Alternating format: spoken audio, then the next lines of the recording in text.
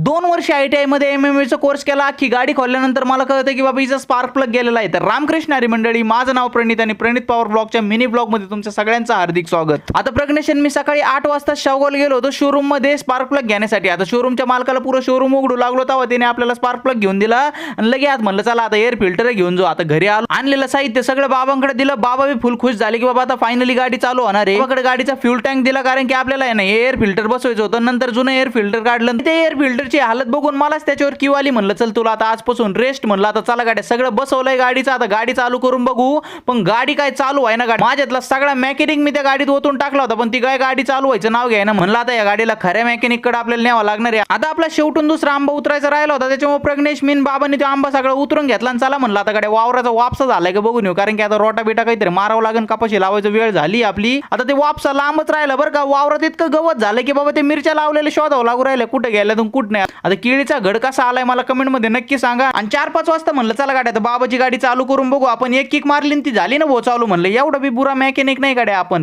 600 पैकी 500 मार्क पडले होते ITI ला.